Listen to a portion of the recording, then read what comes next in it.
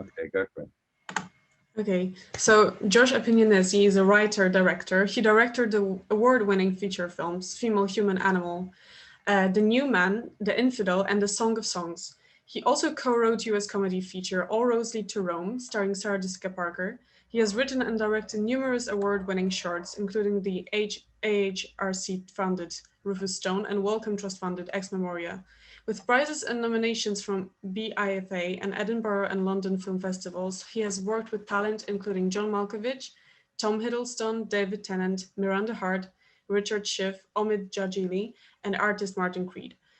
In addition to his role since 2018 as a senior lecturer at Roehampton University, he has taught and mentored widely at institutions including London Film School, Film London, Central School for Speech and Drama, Met Film School, and Guardian Masterclasses.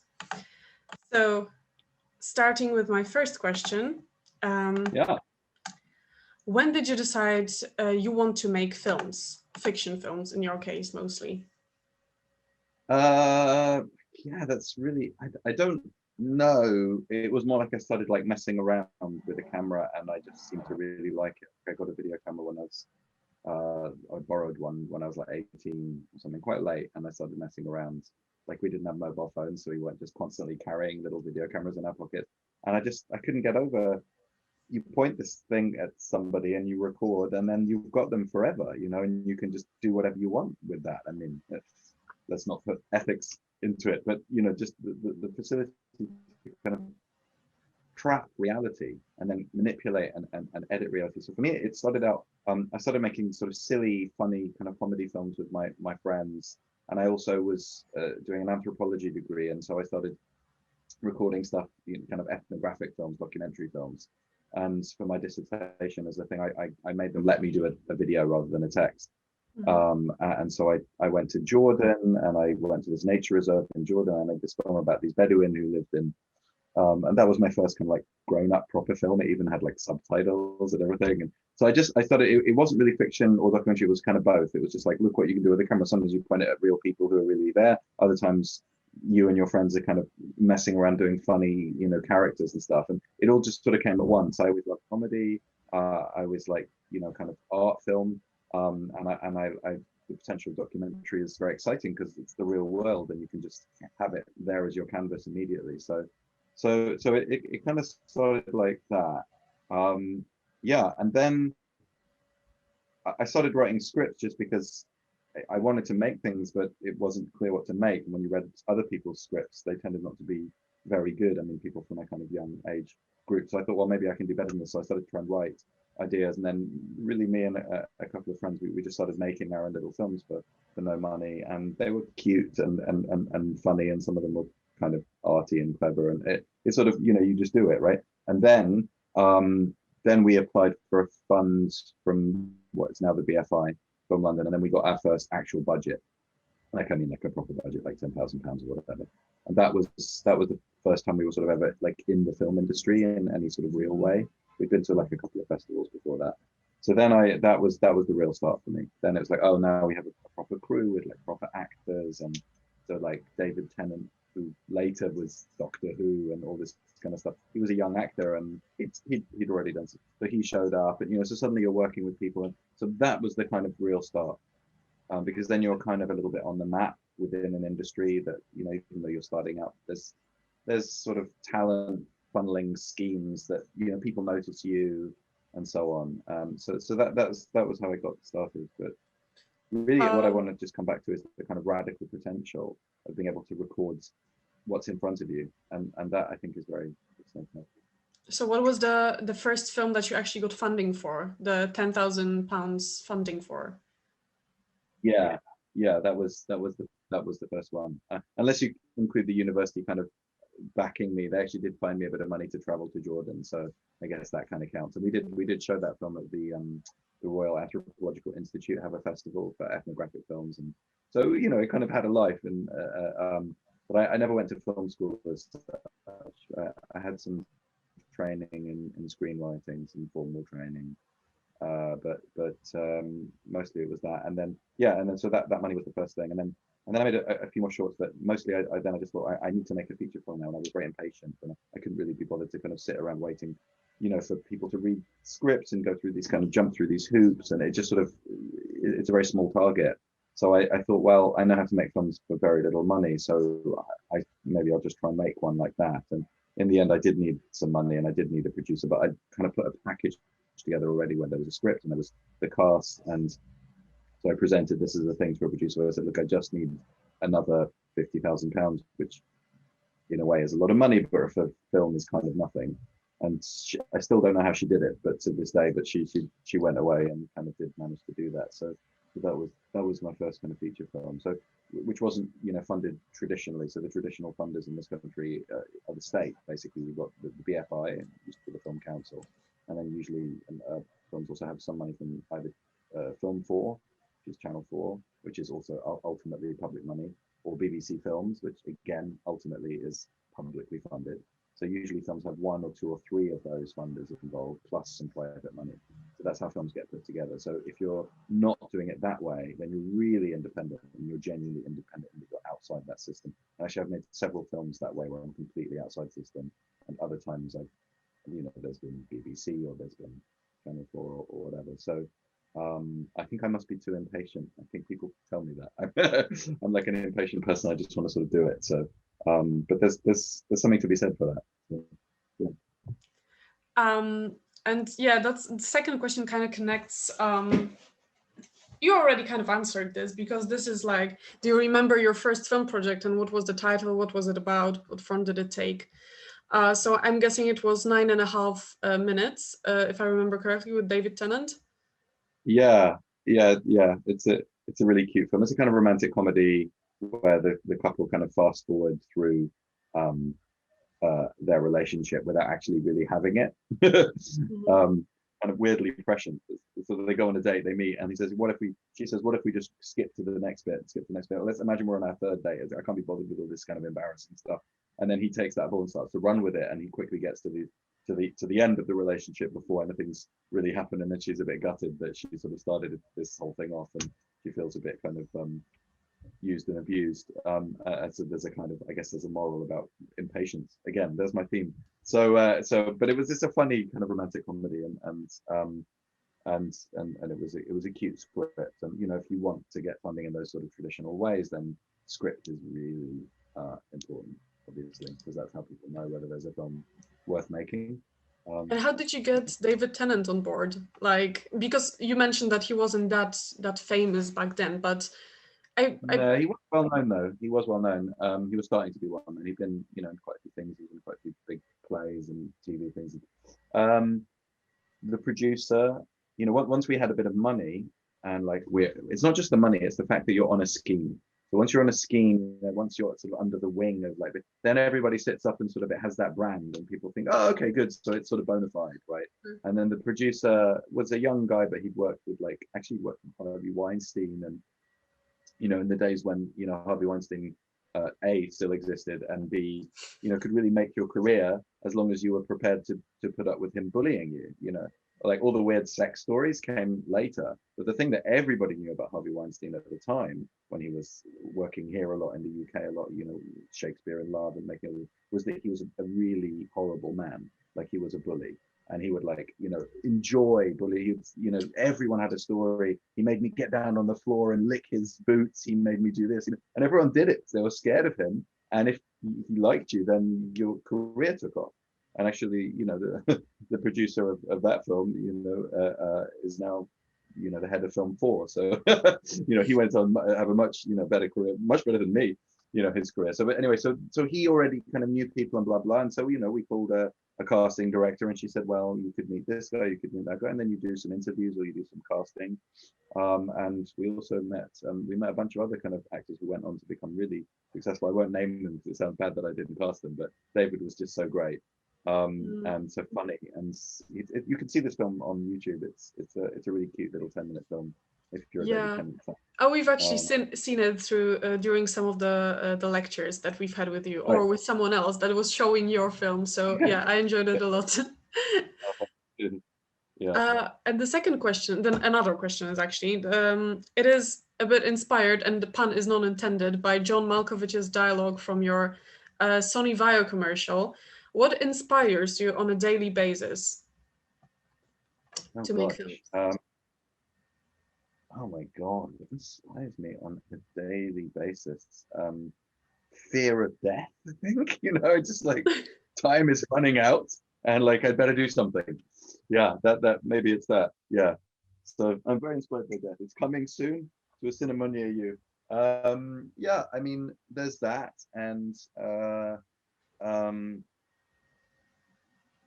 don't know. Like, I think if you have the drive to create something, whatever it is, then you just have that drive, and you might often feel that things get in the way of that drive, or that doing the thing that you think you want to do itself is actually very scary and hard when you get there, and there are all kinds of obstacles and problems, but the drive is there. You know, Mm. I'm not somebody who has like writer's block or whatever, but I know people who do, so that they find the act itself kind of awful and like painful, but they still want it. There's still something pushing them to it. So I'm not I mean, you can look for kind of biographical details, right? Like, oh, my screwed up childhood, whatever, so, you could get psychoanalytic, but I think, the of course there are occasionally programs on TV or films I see, or maybe it's more like a painting or something, that you sort of feel like, wow, that's so beautiful, and that's so great, and I want to imitate that. So I think, imitation is a big one. You see something beautiful, you want to do something just like that, or you feel Yeah. like you can, or you feel like that language is your own, like this thing was so perfectly expressed, it's almost like you said it yourself.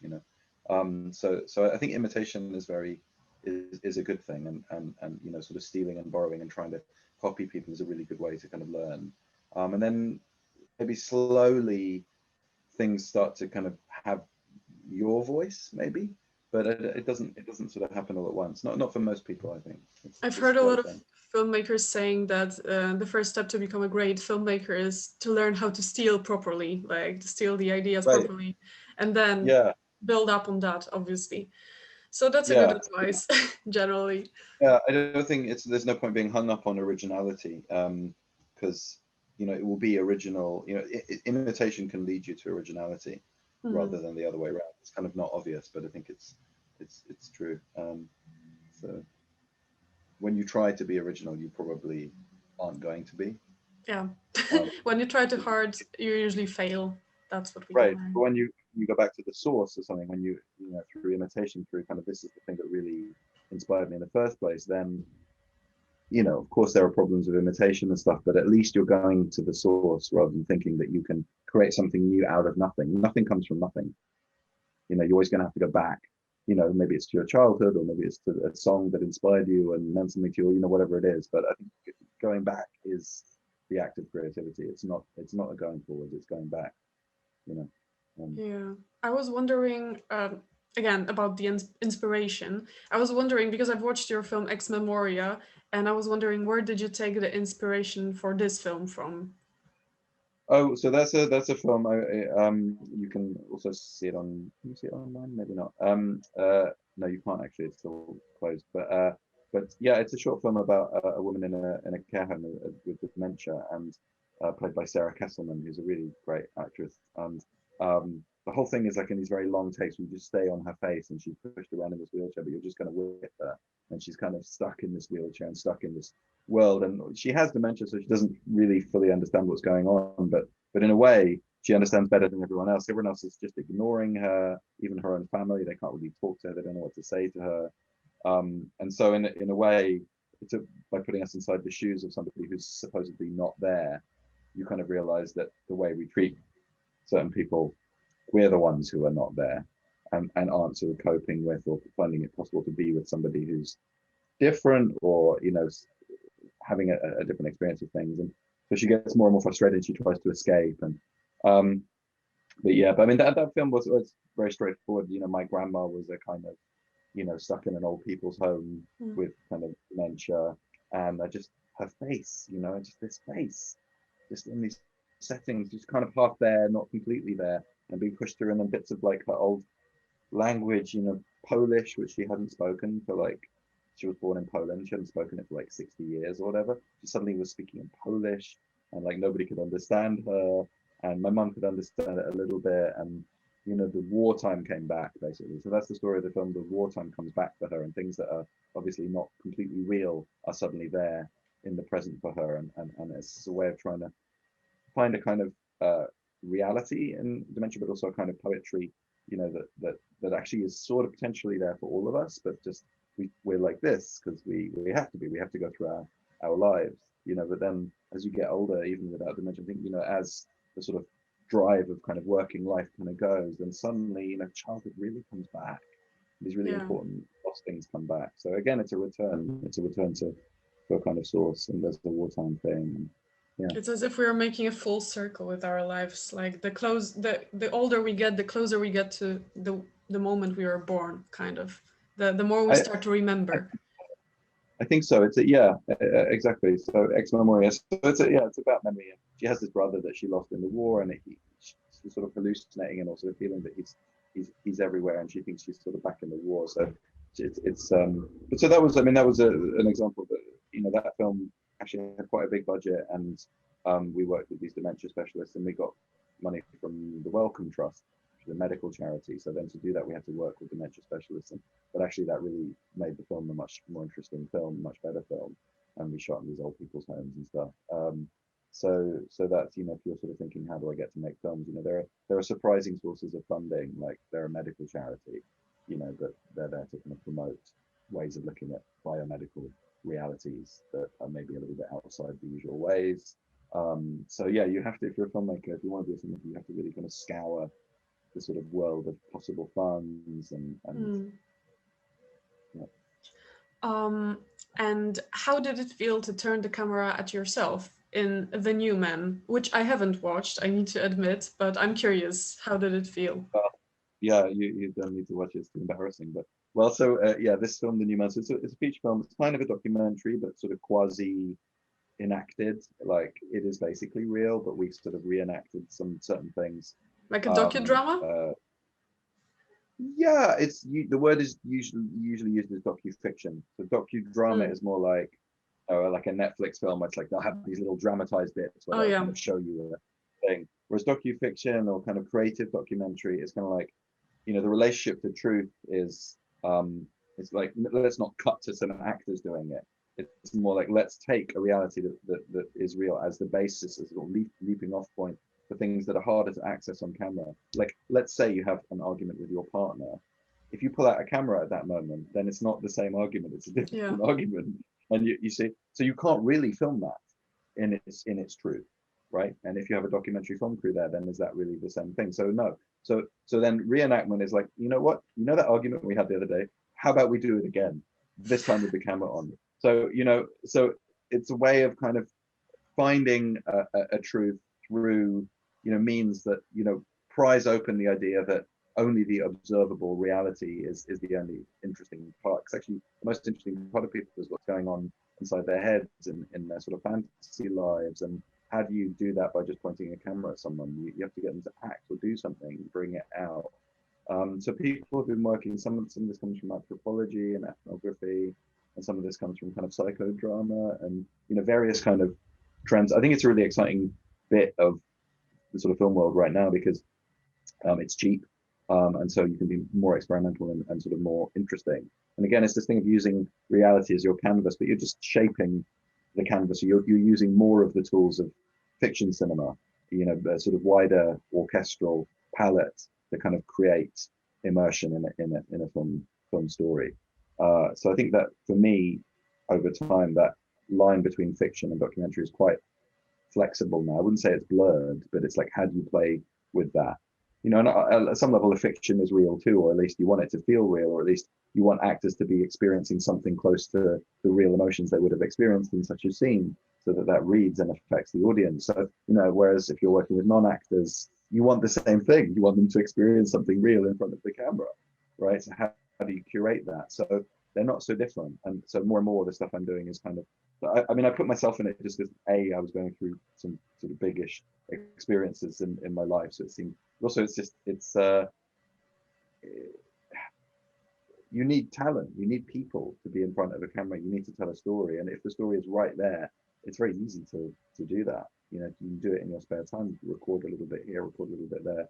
And actually, I didn't realize how well it would work, almost too well, because it's almost unwatchable for me now. It's like, it's too real, you know. but it does, it gives an intimacy. If you're taking your own life or people very close to you, has an intimacy you just couldn't get any other way, because, you know, only by really knowing people very, very well, you know, can you have that connection.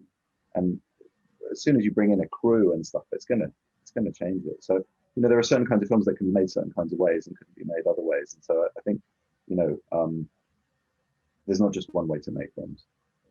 Mm-hmm. Yeah.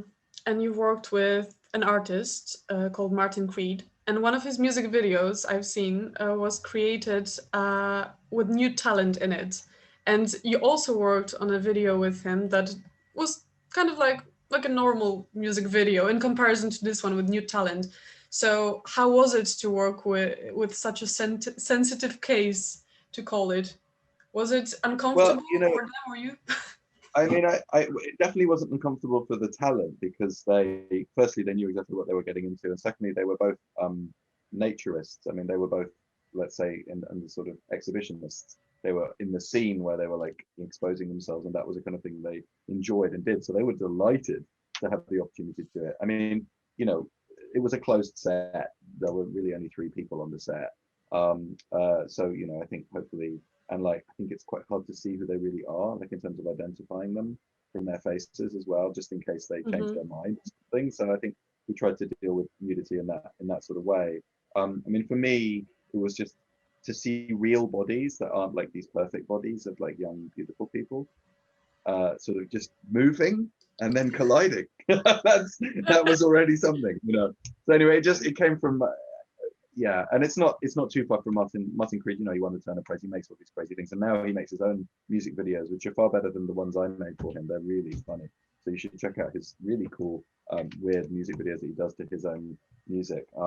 The other little film I made with him was, again, it was a kind of experiment, but with these 2 girls that we took to the Queen's Jubilee, and it was like this little diamond jubilee or whatever it was of the Queen. So there was this regatta and boats and soldiers and millions of people kind of in the thing, and I got these 2 girls who were like kind of like working class girls from the estate, and they're like showing up at this thing and drinking a beer and thinking, you know, this is like young kind of 15, 16-year-old girls thinking, what is this? And you know, it was constructed. They were, you know, we sort of hired them in as actresses, and they actually had one of them went on to do a lot of roles, TV roles and stuff. But again, it's this thing of, are they actors or not? Are they kind of, you know, this sort of playing with reality, taking a real situation and inserting people into that situation, and that was just funny.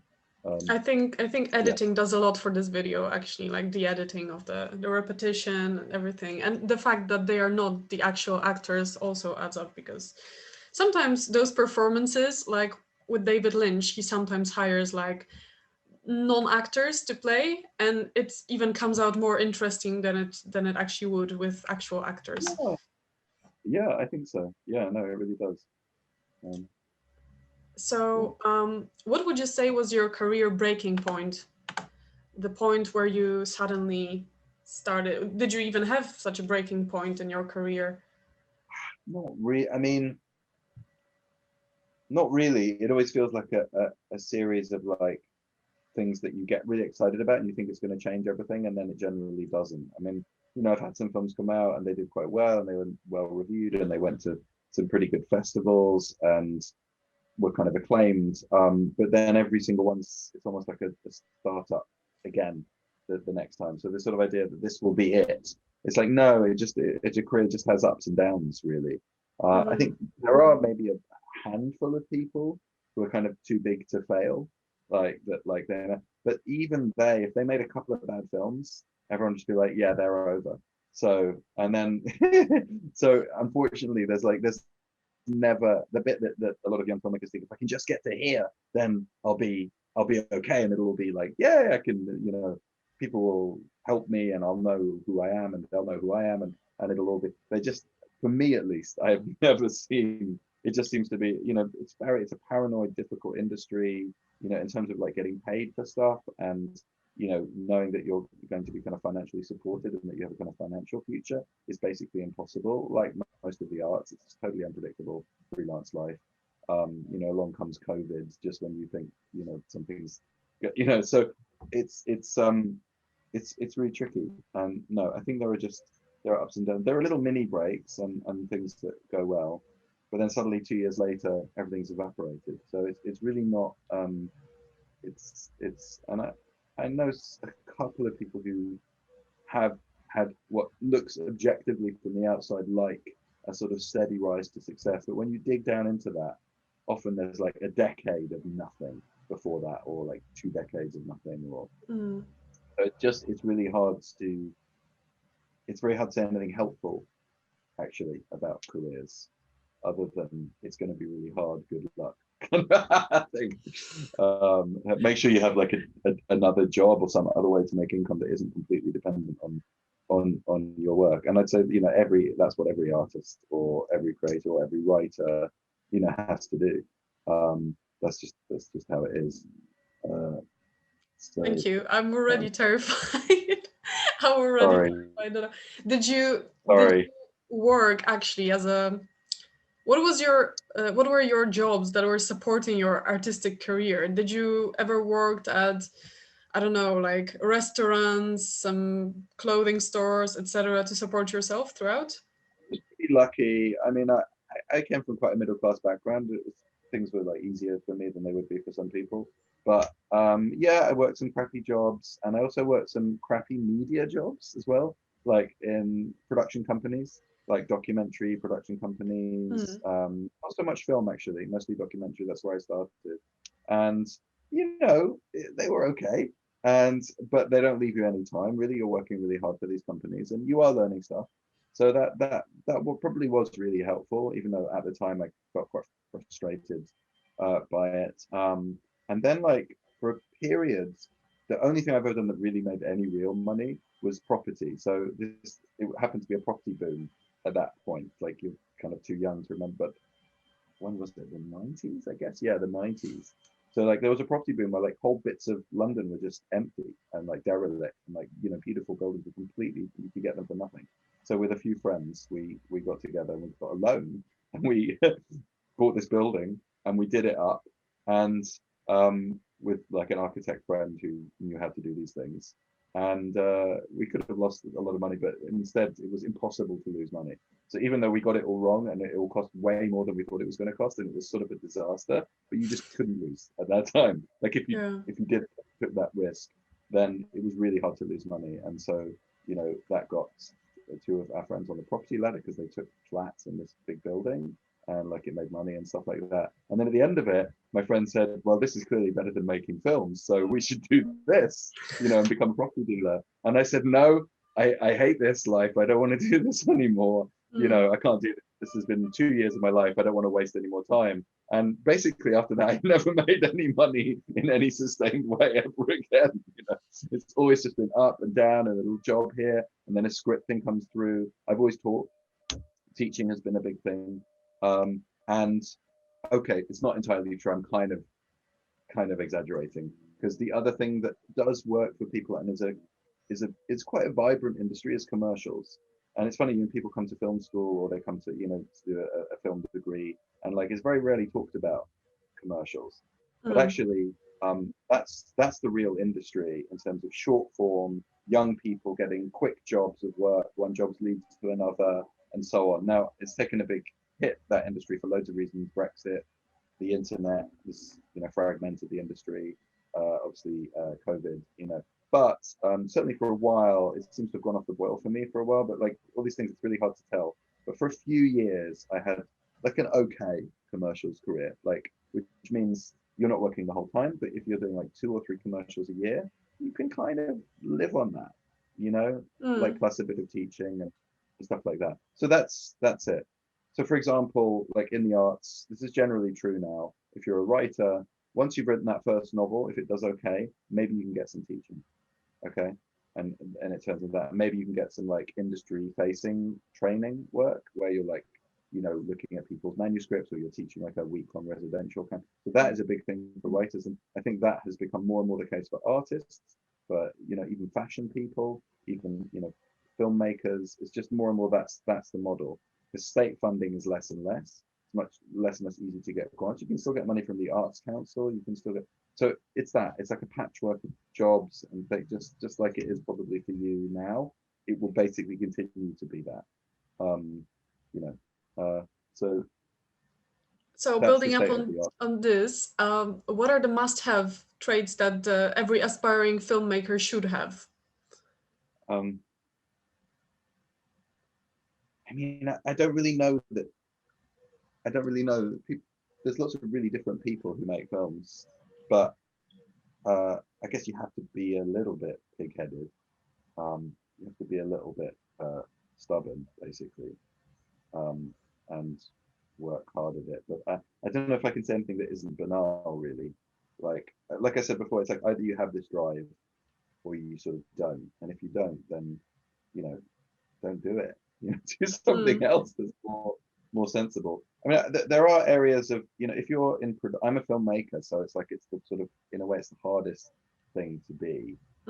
It's the sort of target, but there are lots of like production jobs. A lot of people work in the media and like interesting production jobs or post-production, or, you know, even things around it like accountancy and stuff that are kind of a bit more fun than normal accountancy is to be a film accountant, right? You know, so, or distribution, marketing. Again, these things aren't often talked about in any real detail at sort of film school, but those are the real jobs, and those are corporate jobs. So, you know, if you're working for a big distributor, if you're working for Pathé or Sony or whatever, that's a job. You're going to get paid way more money than you would like trying to be a writer, director, freelancer, and you'll probably have a little bit more job security and sort of advancement and stuff like that. There's development jobs, you know, at the funders, you know, BBC, Film Council. There's not tons of these jobs, but there is an industry out there. So, you know, that's the other thing. The thing that happens a lot is that people, particularly people who want to write, get these development jobs and then think, I'm going to write my screenplays in the evening and I'm going to do the script development job in the daytime. And, you know, sometimes they manage that. Sometimes they do manage that. Most of the time, they become a development producer and they work their way up as a producer, which is great. You know, it just, for me, that wouldn't be, that just wasn't for me. But so there's lots and lots of great things you can do. But it's just if you want to be, particularly if you want to be a writer director, which is like the most annoying thing to be. And frankly, you know, most people are not as good at one as they are at the other. So, you know, most producers know that. So like it's much easier for producers to say, okay, I've got this writer who's a brilliant writer and they're going to write a script, and then I'm going to get this brilliant director, I'm going to put them together. Right. Whereas if you're a writer director and you kind of obviously have fantasies about, you know, what a genius you are and stuff, like, is that really, you know, and just to talk about the overall industry now, you know, because of Netflix and because of the streamers and everything, it's all about writers now. Like all that old film producers now just are trying to make TV because that's where all the money is. So everyone's trying to make a Netflix show, and they are completely led by writers. You know, having a fancy director on a Netflix show is just, it's like a bonus, but really it's about the writing. Everyone just wants to have, you know, an idea that's executed really well and is going to speak to audiences. So that's where to focus now. If you're starting out now and you want to make stuff and you want to be, you know, the creative leader, writing is where to go. Now, how do you get that writing scene? Well, theatre is actually quite good. Like, write plays, and then people will notice your plays, and then, you know, whereas writing films cold is really hard. Like writing an original screenplay that even getting people to look at it is really hard. That isn't how most films are made. Most films are made because there's a property, which is usually a book, could be a play, could be a life story, which is then bought by a producer that then they hire a screenwriter to adapt it, and then financing comes on, and then you make the film. That's most films. Only a tiny number are based on original screenplays that haven't been commissioned by a producer. So as a calling card, writing a spec screenplay might get you somewhere, but it equally might not, because a screenplay, what is a screenplay? It's not an end in itself. So the nice thing about theatre is that people can see a play with just a couple of actors and see that there's something interesting there, and then, you know, you can get signed up by agents and talent. So I just sort of, you know, anyway, but writing, I think, is the place now. I watched Shonda Rhimes' masterclass on writing, and she mentioned that indeed, like television production and television industry relies on, and especially like Netflix dramas or whatever, Hulu dramas, rely on writers, and they are the ones that kind of set the bar and like boss around everyone. So yeah, that's interesting how it works in different industries. I guess film and TV are completely different. Well, they are different traditions, but they're converging. They're converging because they sort of have to. I mean, you know, people, there will still always be these kind of heavyweight directors, auteur directors who make films and for cinema and so on, but there's much more convergence than there was, and there's much more overlap, and clearly big directors are making TV now as well, and stuff. So yeah.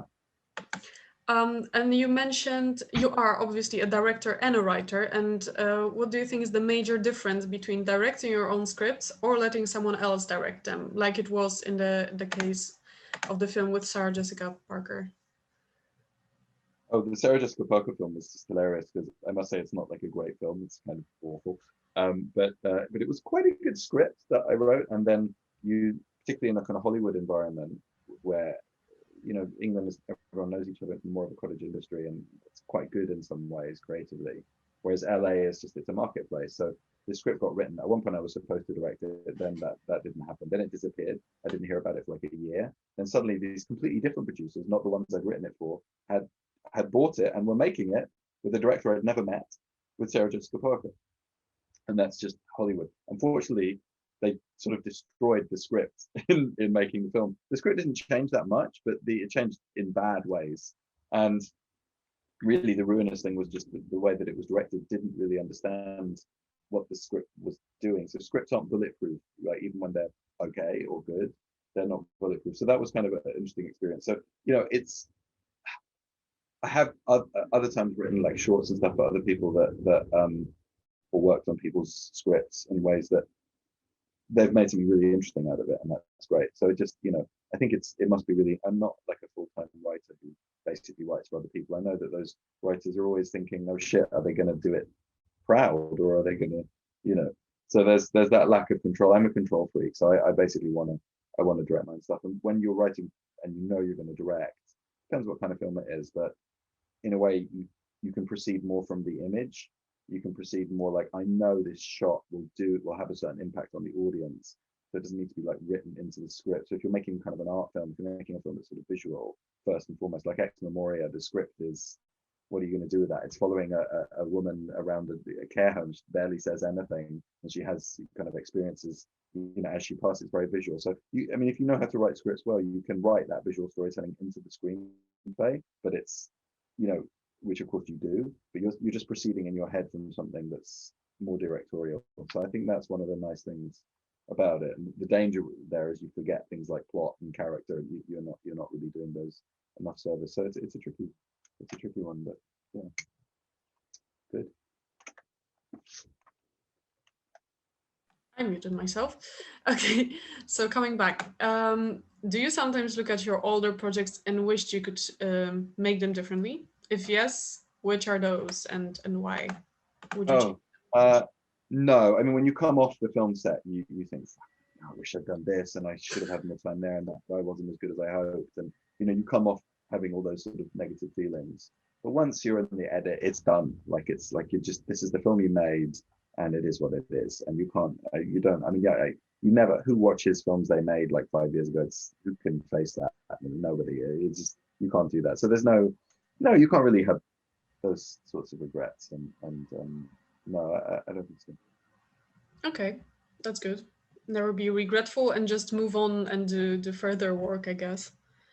It's not a choice. If I had regrets, I would have regrets. But I just I think there's something about the door closes and it becomes this thing that sort of exists on its own. It's its own thing now. And it's sort of, yeah.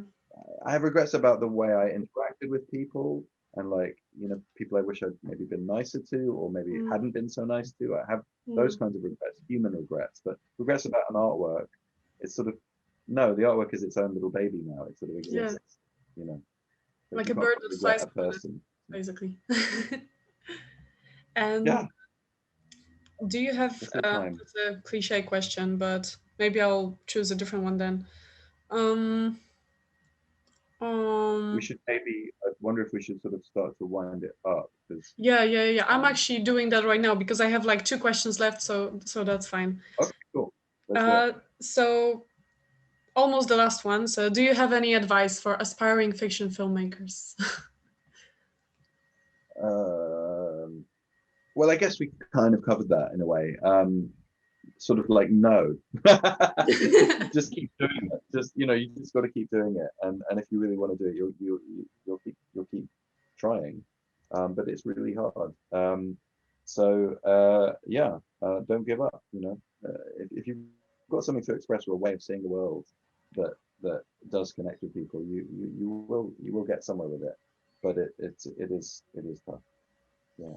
And have you got any new projects planned? Maybe that's the last question, by the way. I'm just curious if you have anything in works. Yeah, sure. No, I do. Actually, I'm actually editing one right now, which was another thing that I'm in it myself, like embarrassingly, but it's a little bit more fun than the other one. But it's just it's a trip that I took, and I took a camera with me, and it kind of it's sort of like almost like a, I don't know. Anyway, it's another docufiction. This one's a little bit more fiction than documentary, but it's sort of somewhere in the middle. But we're kind of enacting something based around a real situation that happened, and then we're just sort of amplifying some of those things. And it's kind of a rom-com almost. It's kind of has a kind of, people talking a lot about ideas, and like a Woody Allen movie or something. It's like, kind of slightly intellectual, kind of rom-com-y kind of remarriage comedy kind of thing, and it's in New York, and it's like these British people go to New York on this trip and have one of those trips. You know what I mean? Those trips. You ever see those Linklater movies, Before Sunrise and Before Sunset, and you ever see those films? Ethan Hawke. Could you drop some title, because I'm not really sure what you mean exactly by those. There's a film called Before Sunrise, and there's another film called Before Sunset, and they're sequels to each other. They just, all that happens is they walk and talk. So they're walking through Vienna, then in the next one they're walking through Paris, and they're just walking and talking and kind of flirting and discussing. So I thought, like, it's so simple. All you have to do is walk around and talk. So a big part of this film is that, and then you have sort of New York as this background, and I don't know. It's really. I think it's going to be really nice. Actually. It's a bit like Woody Allen's concepts. I mean, they are obviously not based on that, but they involve a lot of this. No, it is. It's hard to get away from. I know a lot of people kind of want to hate Woody Allen for what he may or may not have done in his life, but I think you have to recognize that whatever the guy did or didn't do, the films are quite magical, quite brilliant, and whatever problems they have as well as films, it's kind of unthinkable to have indie comedy without Woody Allen. Just like you can't, like, it's like you can't have art house dramas without Ingmar Bergman. It's just like it just exists and is the fact, and it's so influential. If you look at really any indie comedy post, Woody Allen, the idea that the romantic lead in a film doesn't have to be Cary Grant, doesn't have to be a square-jawed kind of good-looking guy. It can be this awful, nebbishy kind of neurotic. That. Just think about any comedy now, any rom-com. Every guy is that. That's every guy in every rom-com, right? Since then, so that's the level of influence that actually, if you're a man or a woman having a romance or whatever with whoever, seeing yourself on screen a certain way, the access that's given. You can't have Lena Dunham without Woody Allen, right? It's impossible. Right. So it's just like, so I'd be very happy to say, influenced by Woody Allen. I'm just not as smart or as funny as he used to be. And so, but whatever. But I think it's really important to separate the artist from their works. Actually, I don't understand this canceling culture that if you don't like someone personally, then you are not going to watch their films or listen to their music. This is stupid to me a little bit. Yeah. Yeah. I don't know. I mean, listen, if you're really turned off by somebody and disgusted by them, then you can't help yourself. Maybe. I don't think it's really even a choice, but I seem to be fairly thick-skinned, but maybe I just haven't checked myself enough. But anyway, those films will just always make me laugh. So. Yeah, me too, actually. And my mom is a great fan of Woody Allen, so she would probably love your films too if she saw them. I actually recommended one to her today. I did? Which one? Yeah, actually, it's far from comedy, but Female Human Animal that I watched and I really loved it. God. So, yeah. Awesome. Yeah, well, that was my last film. That was a really crazy film, but check it out in a cinema near you, except not, but on an Amazon near you. So, yeah. Yes. Well, anyway, thank you so much. Thank you so much. That was really enlightening and inspiring for me, and maybe for people who watch it on YouTube. But yeah, personally, I really I'm happy. I'm glad. And Charlie has been completely silent, but we're just going to assume Yes. was like getting so much from this. Yes. Okay, guys. Well, take care. Thank you so And much. see you. All right. Thanks, guys. Bye.